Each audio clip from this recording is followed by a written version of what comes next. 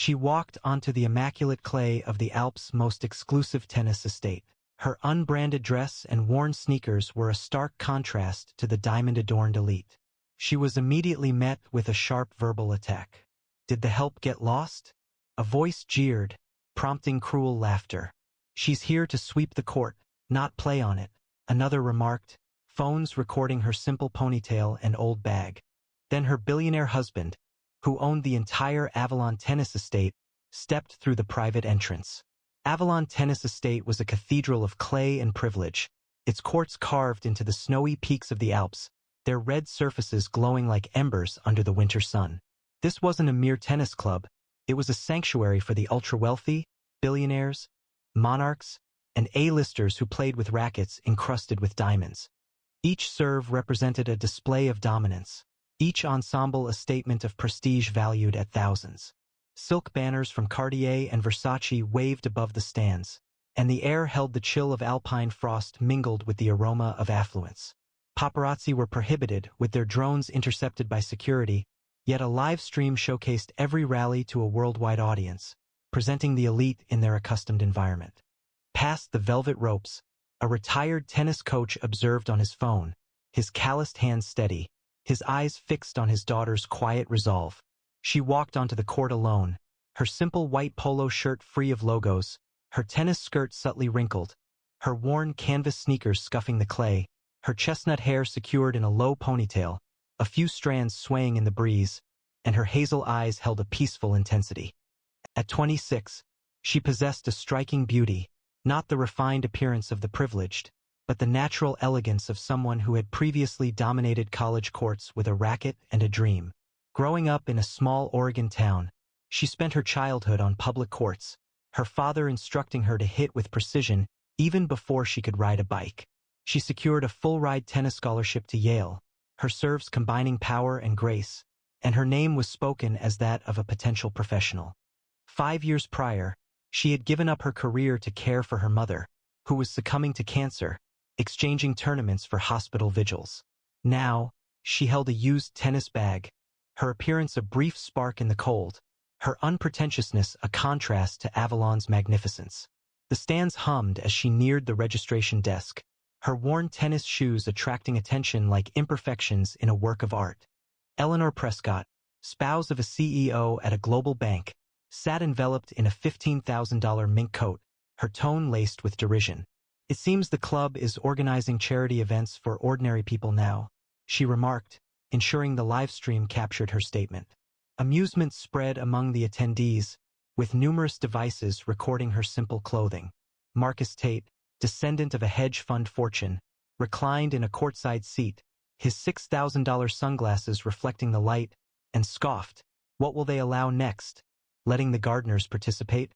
A click echoed, their Rolexes glinting in the sunlight.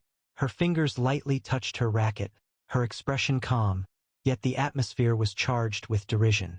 Her father's face on the live stream grew strained, the taunts a painful blow to his honor, and the viewers bristled, their frustration poised to explode. As she registered, the upper class's contempt escalated into a planned attack.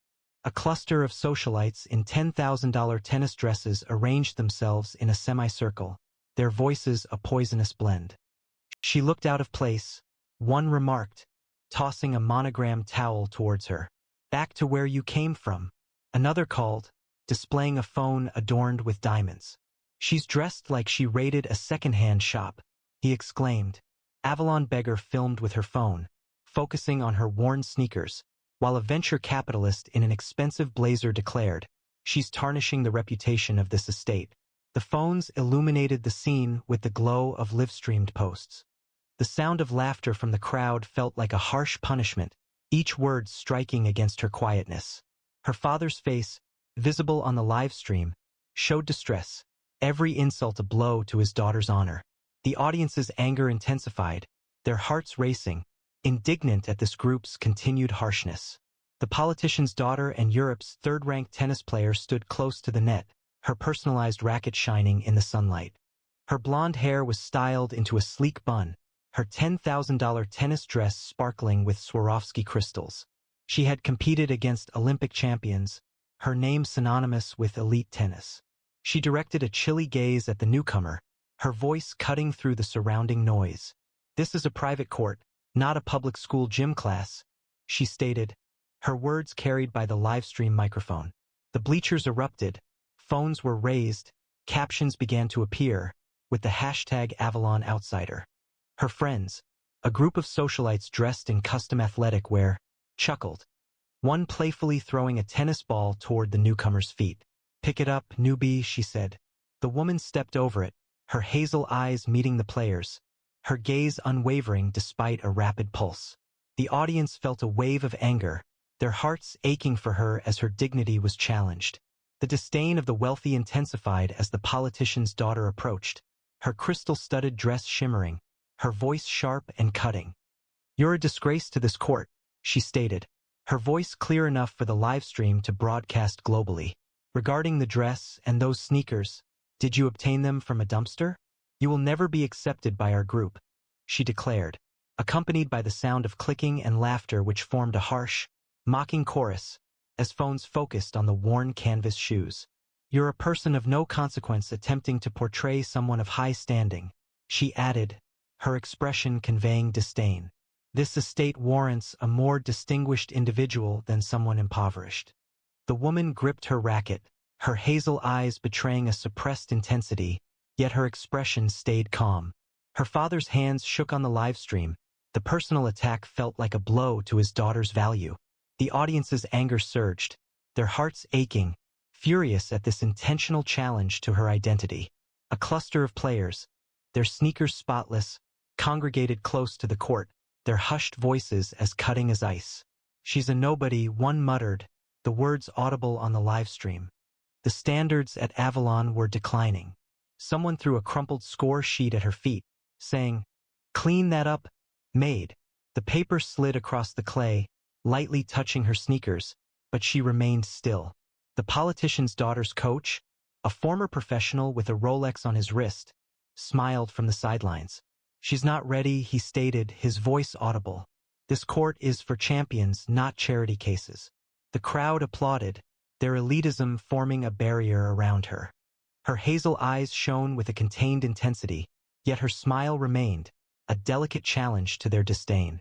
The audience's outrage surged, their anger at this planned cruelty a tangible force. The ridicule extended beyond the players. A tournament official, his badge bright, came to her at the desk, his voice tinged with condescension.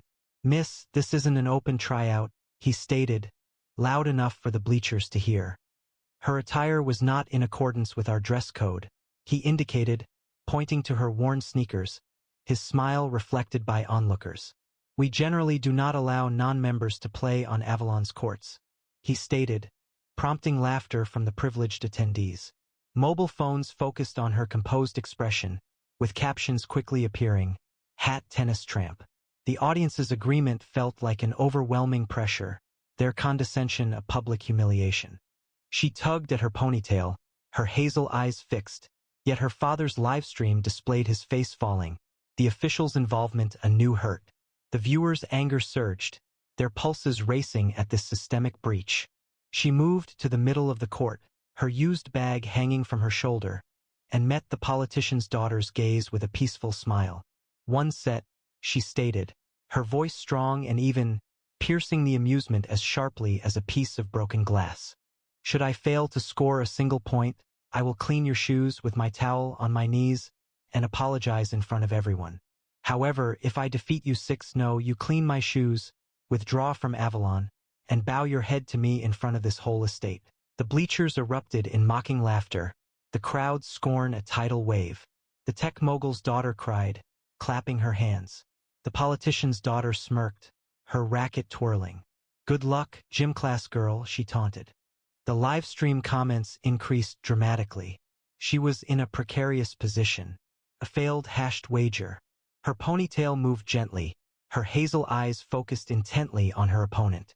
Her quiet demeanor spoke louder than their taunts. Nobody knew her history, neither the spectators, nor her opponent, nor even the livestream audience. At 19, she had been a promising tennis player, her serves reaching 120, her footwork demonstrating exceptional grace. She had secured a full-ride scholarship to Yale, her reputation known in professional circles. A closed-door exhibition match 5 years prior saw her decisively defeat her opponent, 6-2, a loss the politician's family subsequently obscured using their influence. However, she relinquished tennis when her mother received a terminal cancer diagnosis, dedicating her time to being at a hospital bedside, comforting her mother during chemotherapy instead of pursuing championships. Her mother's passing instilled in her a subdued resilience, a fire smoldering beneath her composed demeanor. Now, she stood on Avalon's clay, her faded sneakers planted firmly, her heart a furnace poised to ignite. The match commenced, a silent duel unfolding under the alpine sun, without a referee's call, just the two women on the red clay. The ranked player served initially, her ball a missile, but the newcomer returned it with an ace that delicately kissed the baseline, unreturnable. The crowd gasped, their phones trembling. Game 1, 1-2. Her second serve was a very gentle drop shot, spinning just past her opponent's reach, her racket swinging wildly. Game 2, 2-0. The opponent's face became tense, her confidence weakening, her shots becoming less accurate. The newcomer's movement was graceful, her backhand cutting the clay sharply. Game 3, 3-0.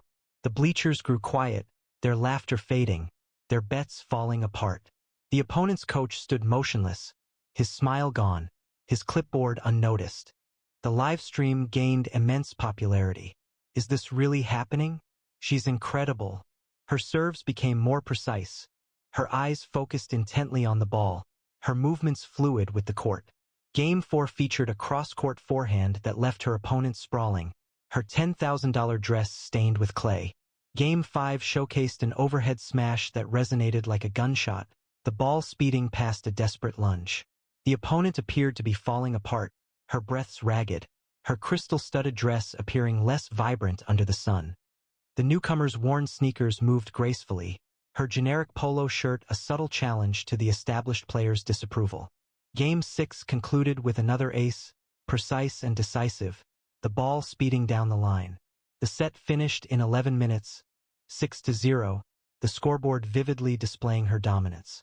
The stands were silent, the elite's derision absent, their phones ignored. The opponent remained motionless, her racket slack, her standing diminished. The live stream comments increased rapidly.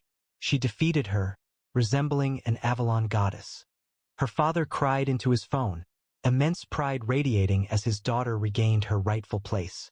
The audience was utterly silent, the previous taunts a painful recollection. She positioned herself at the net, her hazel eyes scanning the bleachers, her long ponytail remaining still in the wind. Her opponent appeared drained, her hands shaking, her ranking insignificant compared to the perfect game.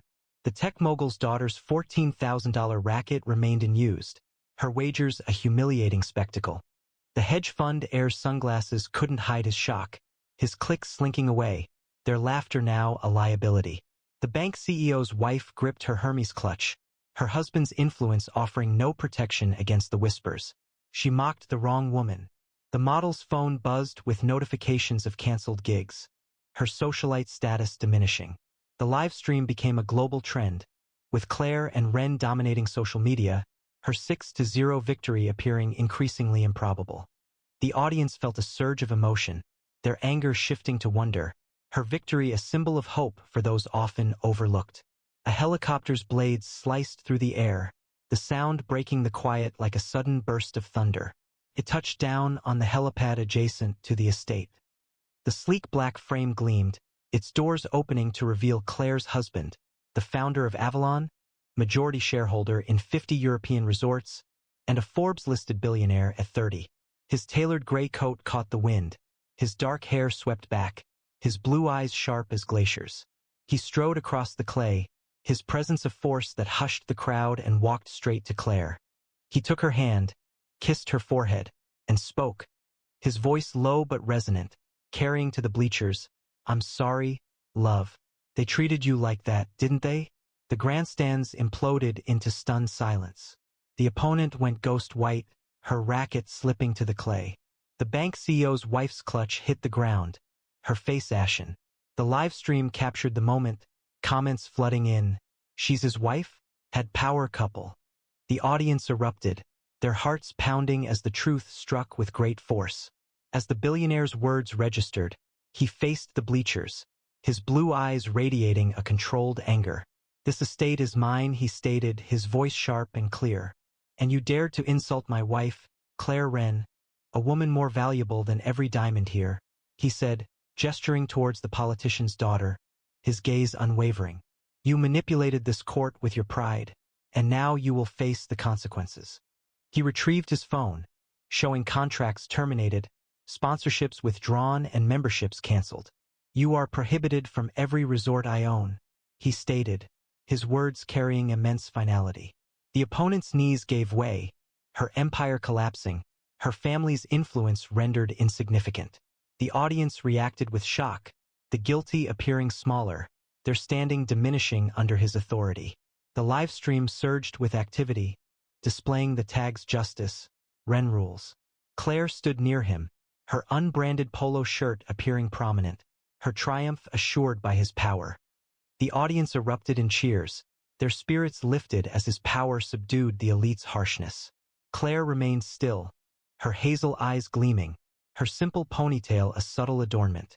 The defeated opponent, visibly shaken, advanced, her voice a fragile murmur. "I'll clean your shoes," she faltered, reaching for Claire's sneakers, her gaze fixed on the ground. Claire dismissed her with a gentle gesture, her expression calm, her voice tender yet resolute. "I don't require it," she stated, "I simply wished for you to understand." The crowd shifted, their heads lowered, the memory of their prior harshness a burden they couldn't release. Her husband advanced, his voice sharp and clear, broadcast widely through the live stream. "My wife does not require expensive labels to validate her value," he stated, his blue eyes moving across the stands. "But you must learn proper conduct before returning to my arena." He then addressed the opponent, his gaze cold. "You have been defeated, and you are aware of the conditions. Lower your head and depart Avalon, without return."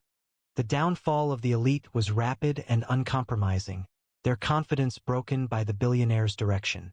The opponent's shoulders drooped, her crystal-studded dress appearing lackluster in the diminishing light. She lowered her head, a solitary wavering gesture. Her pride faltered as she departed the court, her steps burdened, her career in ruins. The bank CEO's wife retreated to the lounge, her mink coat offering no protection from the murmurs. She made disparaging remarks about Wren's wife. The hedge fund heir's sunglasses failed to conceal his embarrassment. His associates shunned his calls, and his investments became a widely publicized failure. The tech mogul's daughter's influence in high society diminished, her $14,000 enterprise remaining unaffected as her backers withdrew their support. The model's career in modeling ended abruptly, her viral ridicule proving to be a critical error. The coach faced a ban from Avalon, his Rolex holding no value, his reputation fading. The live stream gained worldwide recognition, Claire Wren becoming a global sensation, her 6-0 set now a legendary moment. The crowd's excitement resonated deeply, their frustration shifting to admiration. Claire's triumph, and her husband's fury, consumed the elite's harshness. Her opponent's posture fell, her crystal-studded dress appearing lackluster in the waning light.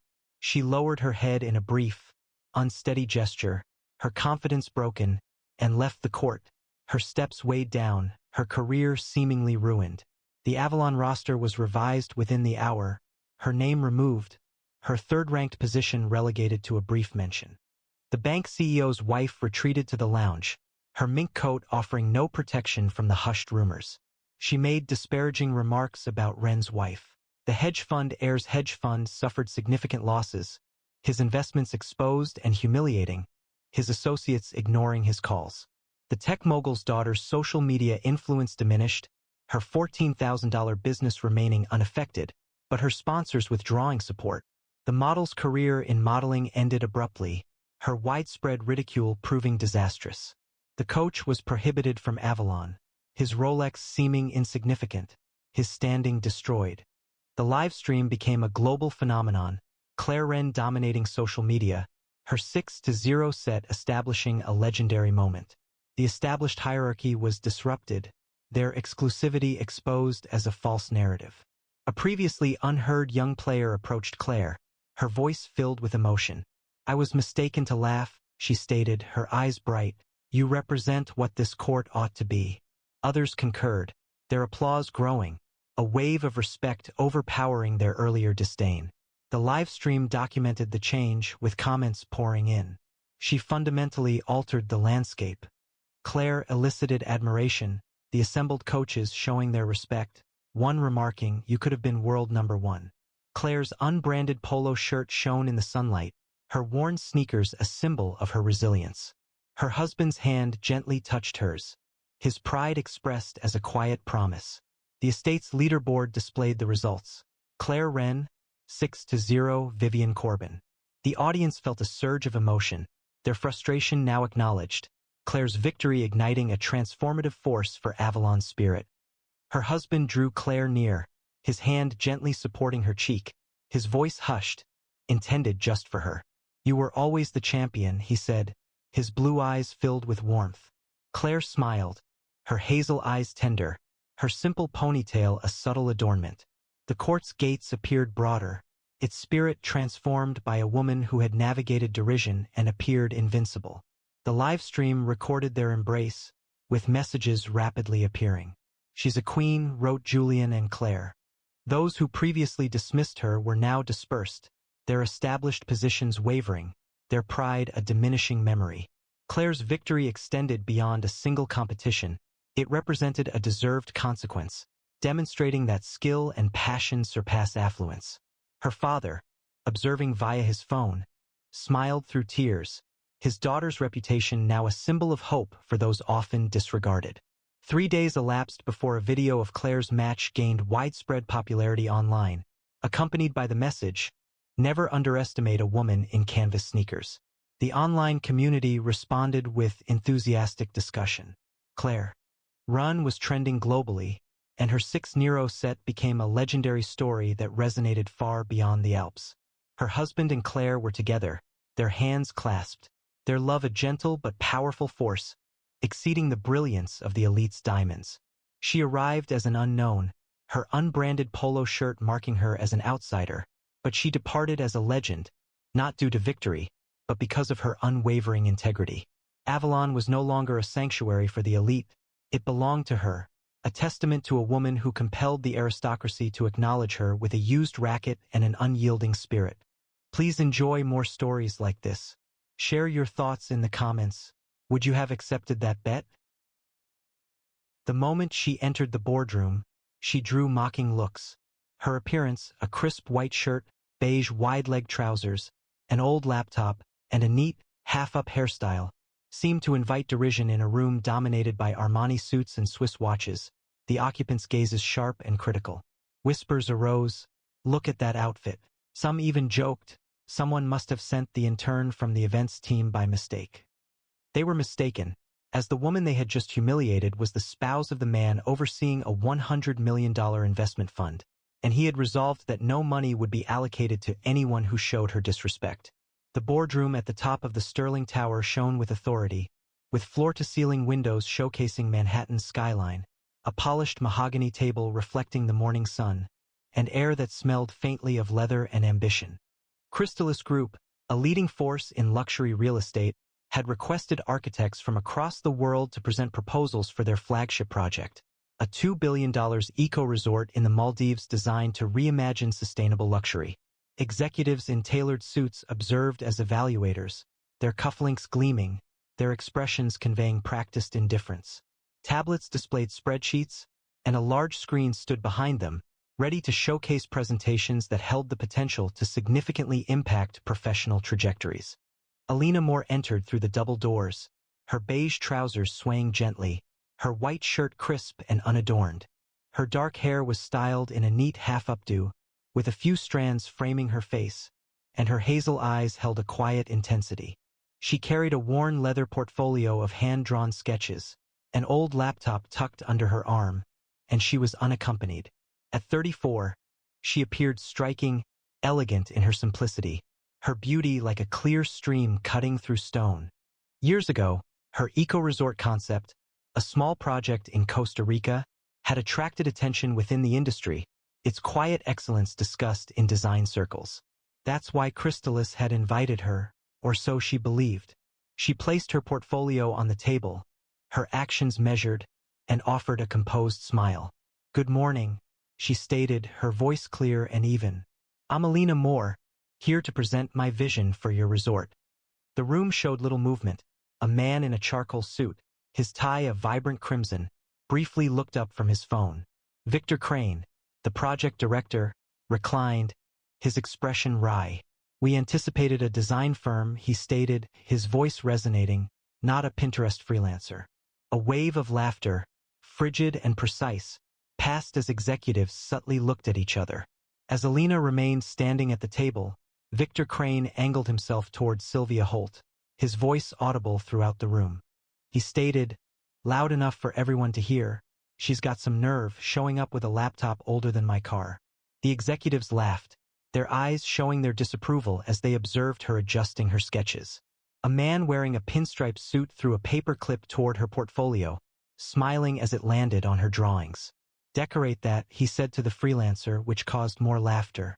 Sylvia responded with a smirk, adding, "Maybe she's here to pitch a lemonade stand." Phones snapped pictures of her older laptop, accompanied by cruel whispers. She appeared to be mortifying herself. Alina's fingers hesitated, yet her face remained composed, her composure a sharp contrast to their hostility. Alina's expression remained unchanged. She presented her portfolio, displaying sketches filled with luminosity. Curved roofs, integrated with coral reefs, open-air villas touched by sea breezes.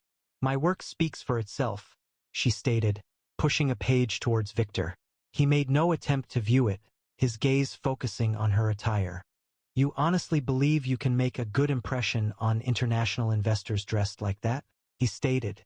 Sylvia Holt moved closer, her diamond earrings catching the light as she regarded Alina with a look of concern. "Darling, this is a global project," she explained, her voice conveying a sense of disappointment. "You can't simply appear like that." She indicated Alina's trousers, and a ripple of amusement spread around the table. "Did you even attempt to present a professional image?" A woman nearby scoffed, "She's giving garage sale vibes." As others filmed, their phones focused on Alina's flats. Sylvia continued, "We deal with titans, not hobbyists. Save us the slideshow." The room erupted, the applause laced with mockery as Alina opened her laptop, her movements calm, her silence a defense against their criticism. Another executive, a woman named Sylvia Holt with diamonds sparkling at her ears, sighed dramatically. "Let's not waste time, Victor. She's clearly out of her depth." A palpable change filled the room. Their disapproval now felt tangible. A junior executive, Ethan Wells, his Rolex watch prominently displayed, leaned forward with a smirk. "What's with the second-hand style? Did you get that shirt from your mother?" Ethan Wells rose, his Rolex catching the light as he gestured towards Alina's sketches, his expression mocking. "What are these? Are these illustrations from a children's book?" he announced, loud enough for everyone to hear. "I've seen more impressive artwork at my child's preschool." The executives reacted with derision, one discarding a crumpled napkin towards her portfolio, exclaiming, "Frame that masterpiece." Ethan moved nearer, his voice laced with mockery, asking, "You believed you'd make an impression? Stick to knitting, sweetheart." Mobile phones were raised, documenting her blurred sketch, their laughter echoing as a unified sound. Alina's hand remained on her laptop, her expression resolute, yet the atmosphere became oppressive under their mockery, her dignity the focus of their amusement. A ripple of amusement, phones quietly raised, documented her simple trousers and worn flats. Alina remained still, her hands gently placed on her laptop, her eyes scanning the table. "None of you have examined my proposal," she stated, her voice calm, nearly soft. "You're evaluating me based on my appearance, not my abilities. You will later wish you had not." Victor's laughter was abrupt, like shattering glass. "Regret, dear, we don't wager on inexperienced individuals." He gestured dismissively, rejecting her sketches without looking at them. "Crystalis focuses on building empires, not small ventures. You have 5 minutes to present before we proceed to serious applicants." Sylvia smiled, tapping her pen, stressing the need for brevity, as qualified architects were awaiting review. The assembled group watched intently, anticipating a misstep, their murmurs reflecting skepticism. Alina nodded calmly and opened her laptop, the screen displaying a faint flicker due to its age. She commenced, her voice even, detailing a resort that integrated nature with luxury, solar lattices powering infinity pools, rainwater systems nourishing vertical gardens. Her sketches, displayed on the screen, were stunning, each line a tribute to the earth. However, the executives showed little interest. Ethan used his phone, Sylvia examined her nails, and Victor cut her off mid-presentation. "That's enough," he stated, his tone uninterested. "This is a dream, not a plan. We need scope, not artisanal details." As Alina started her pitch, the executives became more assertive, their comments blending into a harsh chorus. One woman, wearing a silk blazer, questioned, "Is she truly using that laptop?" It appeared antiquated, prompting gasps and laughter. A man carelessly discarded a sugar packet from the coffee tray, observing its descent near her drawings. "Add some style, dear," he taunted as others applauded, calling, "Go back to the suburbs." Smartphones captured everything, their cameras unforgiving, presenting Alina as naive. She continued speaking, her voice clear, but their taunts overwhelmed her, a group enjoying what they perceived as her failure. Alina's eyes momentarily shifted, but her demeanor remained steady, a restrained intensity visible within. The rejection was immediate and harsh. Sylvia moved closer, her smile malicious. "You do not meet our requirements, Alina. Perhaps consider a local community center in the future." Ethan laughed, throwing a pen in the direction of her sketches. "Yes, focus on decorating lofts. Leave resorts to professionals." The pen traveled across her portfolio, blurring a sketch, and the room erupted in laughter, their voices cutting. Alina shut her laptop, her actions deliberate, and collected her documents. She remained silent, showed no reaction. Her gaze met Victor's, calm yet intense, as if she could see into his thoughts. While she organized her belongings, a junior executive named Lila Chen, her suit impeccably tailored and her confidence even more so, interjected. "Frankly, it takes courage to present yourself this way," she commented, her tone laced with condescension. "However, courage doesn't secure deals. Presentation is key and you're falling short." Lila Chun crossed her arms, her suit crisp and her tone direct, addressing Alina as if she were a child. "Look," she said, her voice carrying and precise, "it's charming that you attempted this. But this is Chrysalis, not a startup incubator. You don't belong here." She gestured at Alina's shirt, which drew amused laughter. "Next time, perhaps hire a stylist or engage a professional firm." A man called out, "Or simply remain at home." His companions chuckled, one flicking a straw wrapper toward her table. "Recycle that pitch," he called, and the room immediately filled with noise. Alina carefully collected her sketches, her actions deliberate. However, their unkindness lingered, their phones sharing her embarrassment. She indicated Alina's clothing, which prompted further laughter. A man positioned at the table's far end, with his tie slightly undone, exclaimed, "Wager she's here for the complimentary coffee." The room erupted in laughter. Their phones were now recording, capturing her old laptop and a sketch with smudges, portraying her as an object of ridicule. Alina rose, her portfolio held securely, and offered a quiet smile. "Thank you for your time," she said, her voice soft but resonant. She retrieved her phone, her fingers steady, and initiated the call. The room grew quieter, the occupants observing despite their attempts at nonchalance. "Honey," she said, her tone warm yet distinct, "they disapproved of my design. Perhaps I ought to present it to Novaland instead." She waited, paying attention to the response, then nodded. "All right, see you soon." The executives looked at one another, their expressions changing. Victor moved closer, his forehead creased. "Novaland," he stated, his voice sharp. "What's that supposed to mean?" Alina remained silent, her expression unchanged, as she placed her phone into her pocket. The boardroom doors opened, and a man entered, tall and impeccably dressed in a black suit tailored to perfection. His dark hair was neatly swept back, and his gray eyes surveyed the room with a predator's calm. This was Julian Sterling, the billionaire founder of Sterling Ventures, a $100 million fund capable of influencing markets with minimal effort.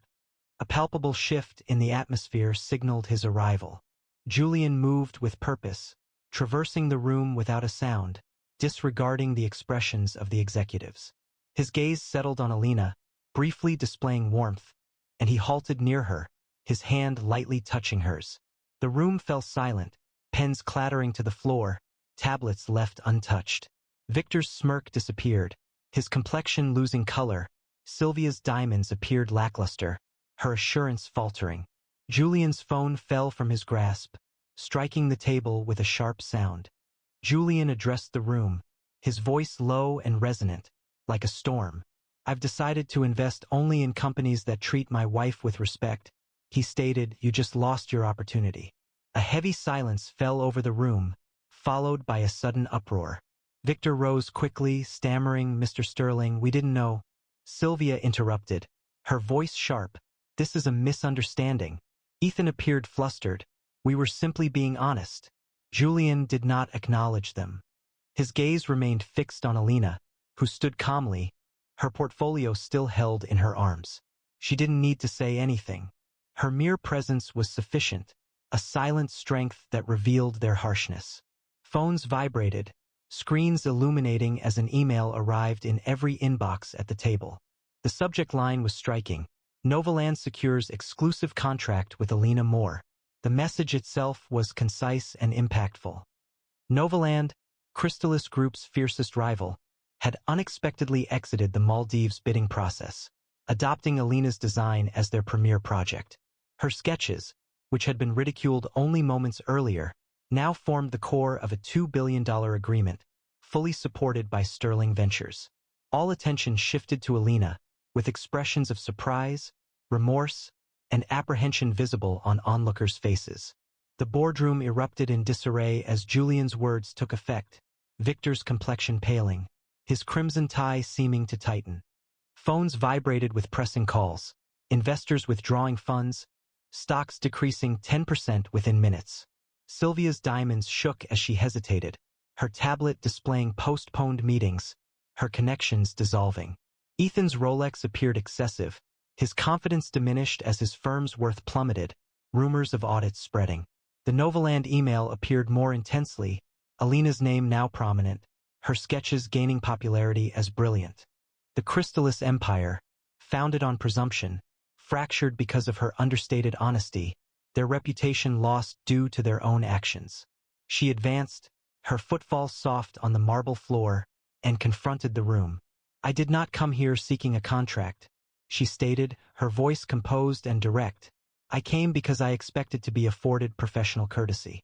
She hesitated, allowing the statement to resonate, her hazel eyes scanning the table. "You decided to evaluate me based on my attire, not my abilities. That proved to be your error." Victor Crane stood, his crimson tie a sharp contrast as he waved Alina off, his voice carrying. "We're done here," he declared, interrupting her pitch. "You're wasting our time with this vision board nonsense." He smirked, indicating her portfolio. "Take your drawings and leave. We require successful individuals, not fantasizers." The room erupted in applause, one executive calling out, "Consider a craft fair," as another playfully tossed a coffee stirrer at her laptop, adding, "Modernize that old machine." Derisive comments circulated quickly, broadcast on internal chats, dismissing her as unsuccessful. Alina shut her portfolio, maintaining a composed expression, though their derision felt like a sharp cut with each comment. She turned, carrying her portfolio, with Julian beside her, his hands offering support on her back. The executive team reacted with a flurry of activity, their voices merging. Victor called out, "Alina, let's discuss this." Sylvia's heels tapped as she rose. "We might change our decision." Alina proceeded without hesitation, offering no farewell. The doors shut definitively behind her, the sound echoing like a conclusive judgment. The boardroom remained in a state of chaos, Crystalis's future uncertain, and Crystalis stock dropped sharply within hours. News reports declared, Blunder costs Crystalis 2 billion, board resigns. As evening arrived, the executives confronted the consequences. Victor was removed from his position by the board, his reputation tarnished within real estate circles, his confident expression now a fading recollection. Sylvia's firm terminated her contract, clients referencing questionable decision-making. Her diamonds were pawned by the end of the month. Lila's startup pitch was rejected, investors withdrawing support following the widespread dissemination of videos showcasing her insults. Ethan's hedge fund failed. His Rolex sold to settle outstanding debts. The hashtag erased Ethan gained worldwide popularity. Their mistreatment of Alina, initially a source of amusement, ultimately led to their downfall, with each individual now associated with her success, and her vision becoming a guiding light for Novaland's ascent. Several individuals withdrew, board members submitted their resignations, and the Maldives project, formerly envisioned as their lasting achievement, ultimately became Novaland's success. Alina and Julian entered the elevator, the cityscape extending beneath them. He regarded her, his voice low, "You all right?" She returned a smile, her eyes reflecting the light, always. No further explanation was necessary. Their connection, subtle yet resolute, conveyed more than any agreement ever could. The elevator moved downwards, creating a sense of disorientation, Crystalis's descent resonating, Alina's perception growing stronger, her reality a clear and undeniable force. If this narrative evoked an emotional response, please leave a comment, and subscribe for further content. The incident left her feeling deeply embarrassed, occurring directly within the nation's premier military training area. Lacking any identifying marks, without a uniform, she appeared to be a cleaning lady who had mistakenly entered, someone remarked. Ava Collins, with her hair in a low ponytail, wearing canvas shoes and a wrinkled white shirt, stood alone, facing a barrage of mocking comments. 30 minutes elapsed before her husband's helicopter, belonging to the highest-ranking general in the military, landed. The strategic camp at St. Hawthorne's functioned as a fortress emphasizing discipline, with barbed wire fences enclosing a large area of muddy training grounds, advanced simulators, and barracks that were meticulously polished. This exclusive 4-week program, designed for the children of generals, senators, and chiefs of staff, served as an intensive training ground for battlefield survival, crisis management, and mental fortitude. Young military trainees, equipped with $2,000 tactical gear, practiced maneuvers while drones, transmitting live video, circled overhead, their personalized rifles displayed engraved family crests. The command center, a substantial structure of glass and concrete, overlooked the training area, displaying live tracking data on its numerous screens. Ava Collins arrived, her worn canvas sneakers sinking into the earth, her white button-up shirt showing slight wrinkles, her simple ponytail gently moving. At 28, having grown up in a tranquil Virginia town, she came with her boyfriend, a young strategic advisor, carrying a well-worn backpack containing a notebook and a water bottle. She displayed no badge, insignia, or indication of her past. The cadets' gazes scrutinized her, their whispers building like a storm. Ava's presence disrupted the camp's rigid hierarchy, and her backpack seemed disrespectful to the elite's carefully constructed environment. A cadet, Ethan Holt, rested against a Humvee, his $3,000 Oakley sunglasses reflecting the light. He muttered, loud enough to draw attention, "Look at that backpack, probably purchased during a post-COVID clearance sale." A senator's daughter, dressed in a $1,500 Under Armour kit, laughed, lightly bumping her friends. She doesn't seem to understand the distinction between a training ground and a gun barrel. Laughter spread through the mess hall, cadets quickly hiding smiles behind gloved hands. Ava remained motionless, her gray eyes unwavering, her backpack resting on her shoulder. She had come to observe, invited by her boyfriend, but the camp's rejection felt like a sharp rebuke to her reserved nature. The audience's frustration grew, their emotions tightening at the dismissive behavior of these officials, their contempt a blow against Ava's gentle demeanor.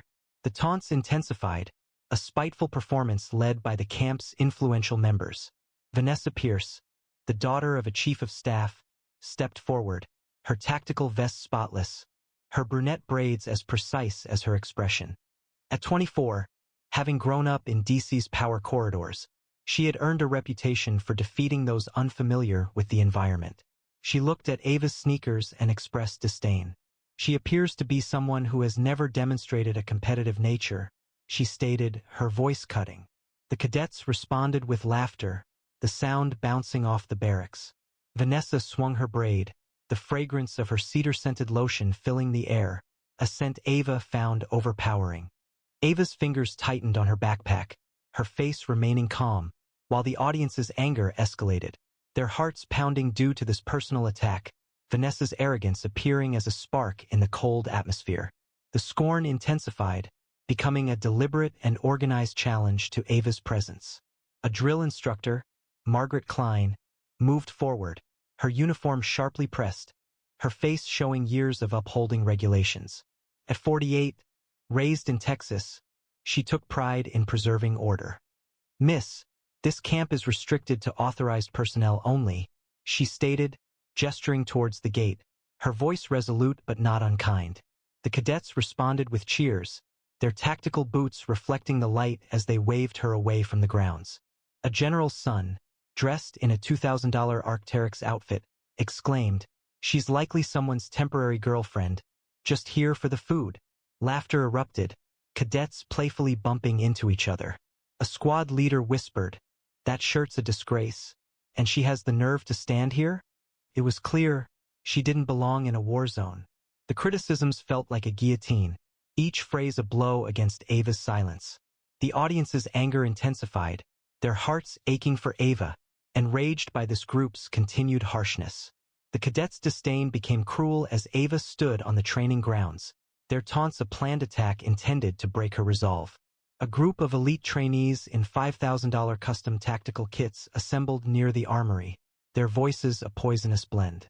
One remarked, tossing a training grenade in the direction of Ava's worn sneakers, "She's a blight on this camp's prestige." Another waved a custom rifle, shouting, back to the civilian sidelines, "Sweetheart, her backpack's a joke.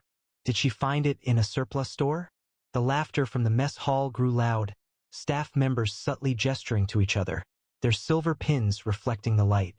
A naval officer's son yelled, "She's an insult to every drill run here." The verbal attacks felt like a relentless pressure, each word a challenge against Ava's composed stillness. Nathaniel's helicopter was miles away, but the camp's disapproval felt overwhelming. The audience's anger escalated, their hearts racing, outraged by this planned act of unkindness, their fury burning, ready to challenge the elite's pride. Vanessa Pierce acted again, her cruelty a deliberate action to hurt Ava in front of the elite. During a pause close to the mess hall, she took a water bottle, walked casually over, and poured it into Ava's sneakers, her smile malicious. "Really?" she sneered, and her group burst into laughter. The cadets cheered, their contempt a heavy and oppressive wave, their whispers circulating, "She's nothing." Ava's gray eyes became colder than steel, but her expression remained steady, a defense against the treachery. The training ground extended past the barracks, but the camp's disdain felt like an immense pressure. The audience's anger surged, their hearts aching for Ava, furious at this public humiliation exposed before the ranks. The cadets' disapproval escalated, their words sharp and cruel. A student from a wealthy family, dressed in a $4,000 Patagonia outfit, rested against a supply crate, speaking in a harsh tone. "She's insignificant, likely trying to charm her way to a medal," he remarked, indicating Ava's worn shirt. "Look at those sneakers. Did she find them at a second-hand store?" His group of friends chuckled, their personalized knives glinting. A colonel's daughter exclaimed, "She brings shame to those who recommended her." The laughter felt overwhelming, their arrogance felt like a public condemnation. Ava straightened her ponytail, her gray eyes steady, but the camp's ridicule felt like a heavy burden. The audience's resentment intensified, their hearts racing at this ongoing betrayal, their anger ablaze poised to destroy the camp's integrity. Vanessa Pierce's disapproval became more pronounced, her words a deliberate attempt to hurt Ava before the camp's leadership. Her presence was jarring, a clear affront, she stated, her tactical vest reflecting the light as she indicated Ava's wrinkled shirt. Nathaniel Cross would be disappointed to witness this, a civilian on his property. The squad responded with laughter, their custom knives making a metallic sound as they looked towards Ava's backpack. "She's a visitor, not a tactician," Vanessa remarked, her voice carrying enough to quiet surrounding comments. The cadets expressed their disapproval with cheers, a palpable wave, their comments circulating, "She's an imposter." A quiet intensity blazed in Ava's gray eyes, yet her smile remained, a defense against the pain of betrayal. The command center was visible past the barracks, but the camp's disapproval felt like an unbearable burden. The crowd's anger surged, their feelings sympathetic to Ava, incensed at this heiress's deception revealed to all. The team's involvement intensified the hurt, their actions a new betrayal. A logistics officer, Clara Voss, in a fitted uniform, moved ahead, her voice laced with scorn. "Miss, the civilian viewing area is that way," she said, gesturing toward a distant bench, her smirk reflected by nearby cadets. "We do not allow guests of that nature on the training field," she added, eliciting laughter from the onlookers. At 32 years old, raised in Maryland, Clara took pride in her role as a gatekeeper. The crowd's approval was a powerful force, their arrogance a public display. Ava held her backpack, her gray eyes unwavering, but the camp's disapproval felt like an oppressive burden. The audience's anger intensified, their hearts racing due to this blatant disrespect, their fury directed at St. Hawthorne's reputation. The camp staff's disapproval became obvious, their actions a deliberate public humiliation intended for the cadets' entertainment. A senior coordinator, Richard Hayes, approached Ava close to the training simulator, his uniform immaculate, his voice laced with condescension. "Miss, this field is reserved for qualified trainees only," he stated, ensuring the crowd could hear. Her clothing appeared unsuitable for the program. He indicated her sneakers, his smile echoed by colleagues nearby. "We generally don't permit such casual attire at St. Hawthorne," he stated, prompting amusement from the cadets and instructors. The surrounding group's agreement felt overwhelming, their perceived superiority a pointed display. Ava held her backpack, her gray eyes steady, yet the camp's disapproval felt heavy. The audience's anger surged, their hearts racing at this perceived institutional betrayal, their fury directed against St. Hawthorne's integrity. The cadets' aggression intensified, their voices a sharp and bitter chorus. A diplomat's son, outfitted in a $3,000 North Face ensemble, leaned forward, his voice loud and critical. "She's a fraud, likely infiltrated to act as a war tourist," he stated, his unit concurring, their tactical watches displaying the time. "Her commands are seen as a joke, merely a tactic to fit in," another addition and loudly proclaimed. "She's considered a con artist, the camp has been deceived." Laughter erupted, each rumor feeling like a blow aimed at Ava's heart. Staff members shared falsehoods, their accusations spreading rapidly. "She's believed to be seeking an unearned benefit." Ava touched her backpack, her expression unwavering, but the public's defamation felt like a heavy burden. The audience's anger surged, their sympathies with Ava, their outrage a powerful force against this harmful falsehood, eager for the truth to expose the elite's deception. The cadets' harshness escalated as they spread damaging rumors, their words a sharp and bitter torrent throughout the barracks. A Pentagon intern, outfitted in a $6,000 tactical kit, moved forward, his voice prominent and direct. "She's a fake, likely paid to get into this camp," he stated, his team concurring, their cufflinks glinting. "Her appearance is a deception, a tactic to disrupt the trials." Another claim added, "She's a con artist. Nathaniel has been misled." The laughter was loud, each rumor a painful blow to Ava's heart. Instructors shared false statements, their accusations spreading rapidly. "She's seeking the recognition." Ava touched her backpack, her eyes unwavering, but the crowd's defamation felt like a heavy burden. The audience's anger surged, their sympathies with Ava, their resentment a powerful force against this harmful accusation, eager for the truth to expose the elite's falsehoods. The final evaluation approached, a jungle warfare simulation intended to challenge even the most resilient. Each team of 10 had to traverse a dense forest, construct a camp, safeguard their squad, and implement a counterattack strategy.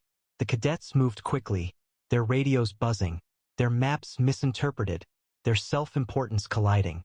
Disorder broke out, with arguments and lost signals, leaving a team stranded on high ground. Vanessa Pierce issued commands, her braids swinging, but her squad hesitated, their perimeter vulnerable. Ava moved forward, her sneakers silent on the mud, her wrinkled shirt a noticeable difference from the camp's tactical appearance. She seized the radio, reviewed the map, and assumed command. Team 2, flank right at 15 degrees. Establish a perimeter, she stated, her voice calm but resolute. Team 4, withdraw from the elevated position, transition to a staggered retreat. She addressed Vanessa.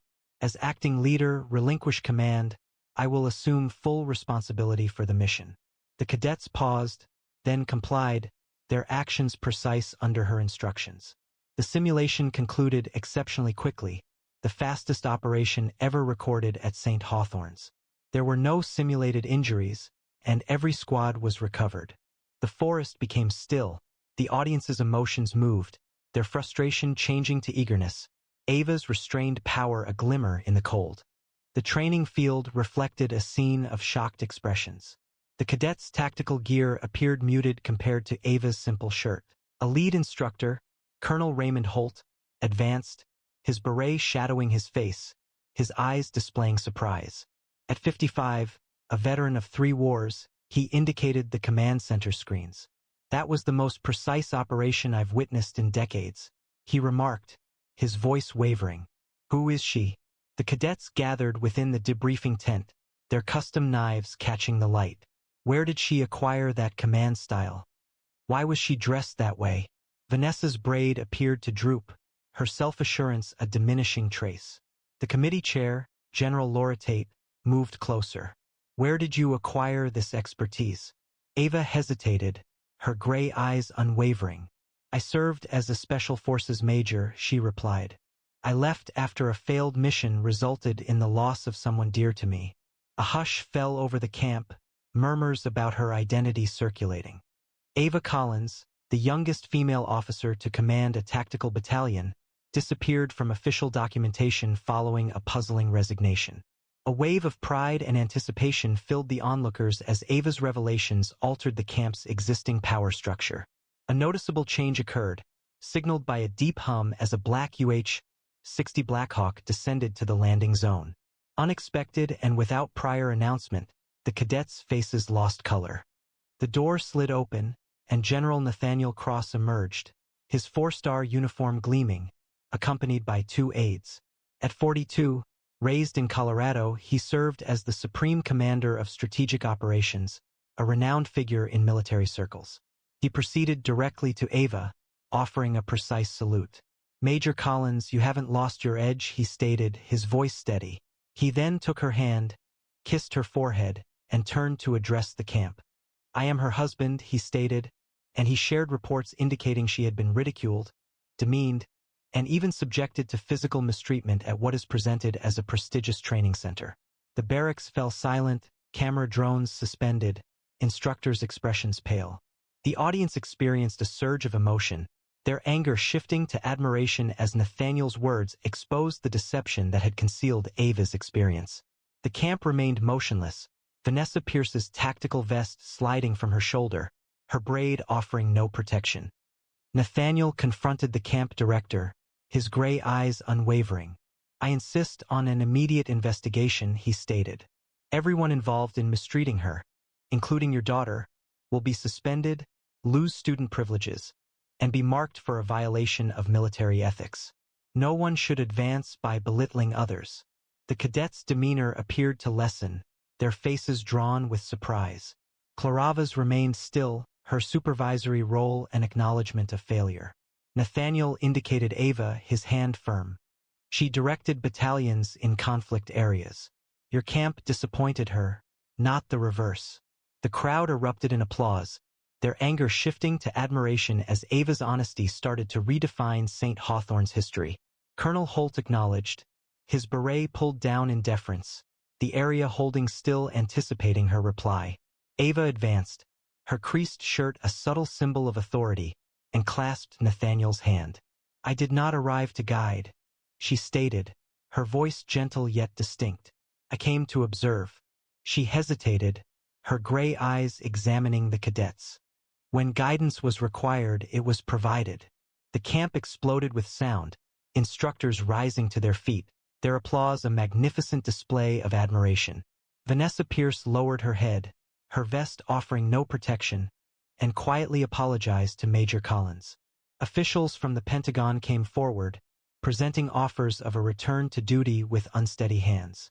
Ava smiled, gently squeezed Nathaniel's hand, and stated, "I'm finished with conflicts. I simply came to observe the camp." The crowd erupted in cheers, their emotions heightened as her poise dismantled the established order's pride. The consequences were swift, a judgment conveyed without words.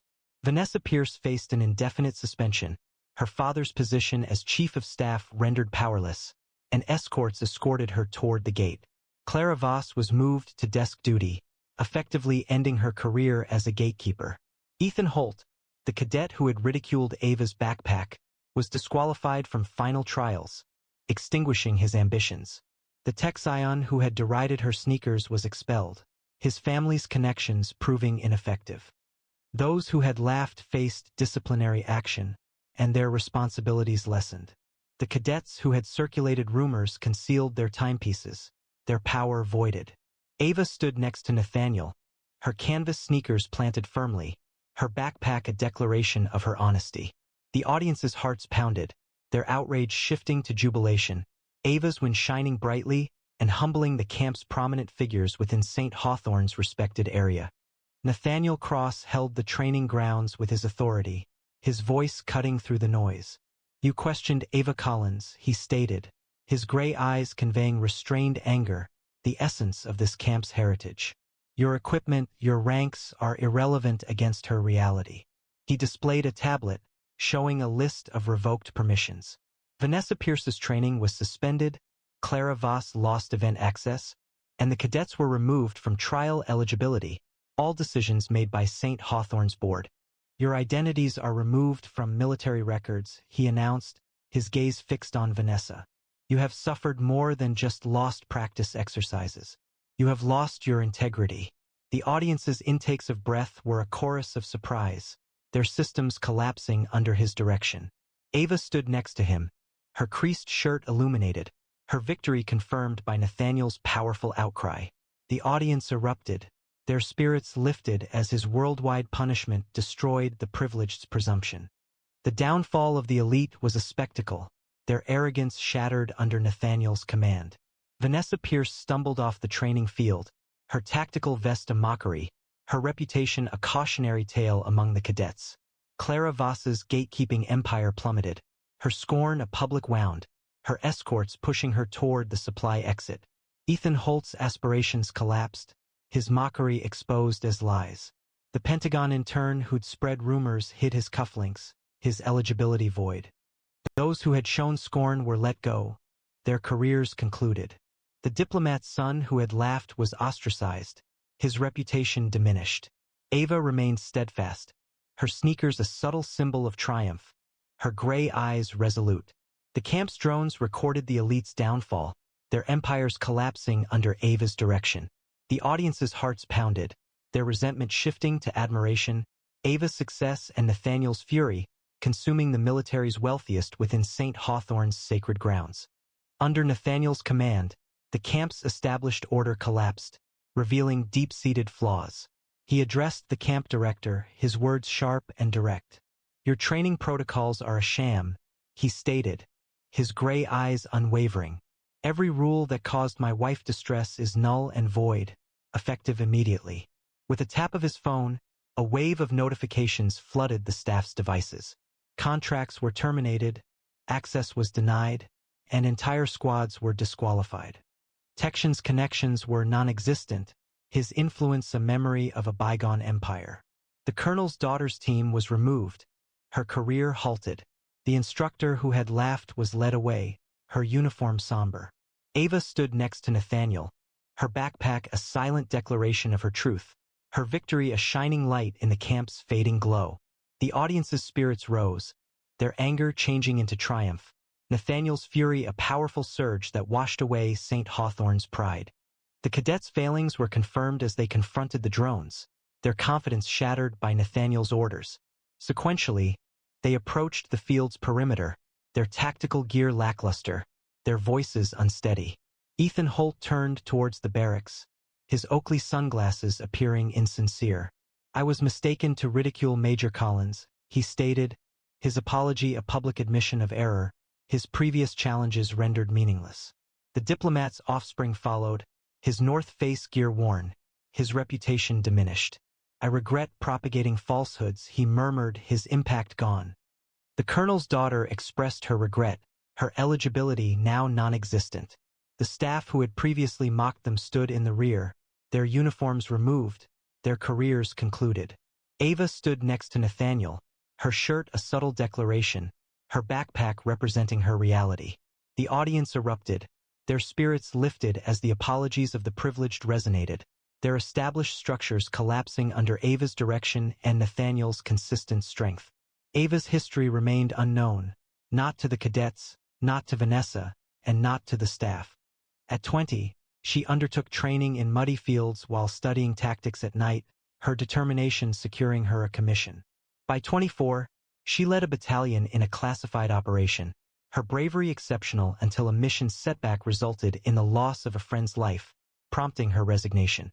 At 26, she encountered Nathaniel at a veterans event, her understated strength attracting him amidst a crowd of boastfulness. Their marriage, a private ceremony in a Virginia forest, was founded on love and shared experiences. Vanessa's lotion, the staff's uniforms, and the cadets' gear couldn't compare to the weight of the backpack Ava carried. Now she stood on the field, her ponytail a clear sign of her authenticity, her silence a powerful force that exposed their falsehoods. The camp fell still, but the cadets' eyes remained fixed on Ava. A junior instructor approached, his voice quiet with deference. "Major Collins, your orders," he said, his previous disdain now a mark of regret. The cadets withdrew, their impact diminished, their families working to repair relationships with St. Hawthorne. The Pentagon observed, their power wavering under Ava's dominance. She proceeded towards the command center, her gray eyes following Nathaniel's confident smile. The drones lessened their brightness, the spring light lessening, as a procession of the military's wealthiest sought her consideration, their gestures a quiet submission to the woman they had previously ridiculed. Ava chose not to resume her prior position, but agreed to serve as a guest instructor, delivering a single, exclusive class, achieving victory without fanfare. Her sneakers made a quiet sound on the lecture hall floor, and she carried a backpack over her shoulder, where she mentored a new generation to lead without ego. The camp implemented a new policy, requiring respect for all candidates, irrespective of their background. The field became quiet, the drones motionless, and the legacies of the elites settled like dust. Nathaniel moved closer to her, his gray eyes radiating warmth. "Ready to return home?" She nodded, her gray eyes following his smile. They walked away from the grounds as the spring light diminished, leaving St. Hawthorne irrevocably altered by a singular instruction. A uniform wasn't necessary for her to command attention. Someone who once led entire war zones rarely needs to raise their voice to inspire obedience. Like, share, and subscribe for more stories like this, and tell us in the comments, what would you do if you were Ava?